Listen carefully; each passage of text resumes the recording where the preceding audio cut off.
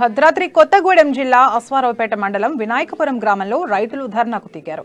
సక్రమంగా విద్యుత్ సరఫరా చేయలేదని డిమాండ్ చేస్తూ విద్యుత్ సబ్స్టేషన్ ఎదుట బైఠాయించారు. వినాయకపురం సబ్స్టేషన్ పరిధిలో సుమారు 30 గ్రామాలున్నాయని, సిబ్బంది లేకపోవడంతో విద్యుత్ సరఫరా అవ్వడం లేదని అన్నారు. ట్రాన్స్ఫార్మర్లు ఫెయిల్ అయ్యి రోజులు గడిచినా పట్టించుకోవడం లేదని వాపోయారు.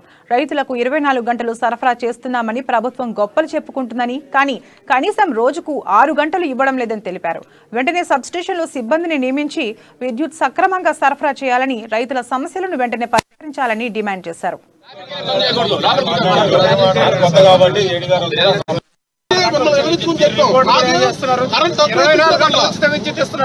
ఈరోజు అశ్వారావుపేట మండలం వినాయకపురం సబ్స్టేషన్ పరిధిలో రైతులు దాదాపు సుమారు లేదనుకుంటే ఈ సబ్స్టేషన్ వినాయకపురం సబ్స్టేషన్ పరిధిలో సుమారు ఒక 30 గ్రామాల నుంచి 40 గ్రామాల దాకా ఉన్నాయి. ప్రధాన సమస్య ఏంటంటే 24 గంటలు ఉచిత కరెంట్ అని ప్రభుత్వం చెప్తా ఉంది కానీ, గొప్పలు చెప్తా ఉంది కానీ కనీసం 6 గంటలు విద్యుత్ సరఫరా ఇవ్వలేకపోతున్నారు. ఎందుకంటే మే సిబ్బందిని ఏఈ గారిని అడిగితే ఏమంటున్నారంటే, మా దగ్గర సిబ్బంది కొరత ఉంది, సిబ్బంది కొరత కారణంగా మేము ఒకసారి ఆగండి.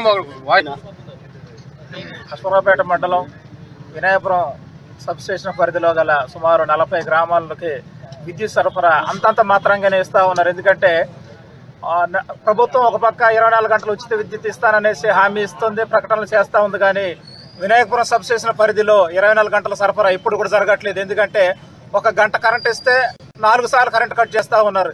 ఇదేందని ప్రశ్నిస్తేనేమో మా దగ్గర సిబ్బంది కొత్త ఉంది, అక్కడ ఫీజు కొట్టిందంటే, ఏ రైతు దగ్గరికి ఫీజు కొడితే లైన్ మెన్ల కోసం కానీ జేఎల్ఎంల కోసం ఫోన్లు చేస్తే వారు సరిగ్గా తొందరగా రారు. ఏంటంటే మేము ఉన్నది 1-2 ఉన్నాం. ఈ 40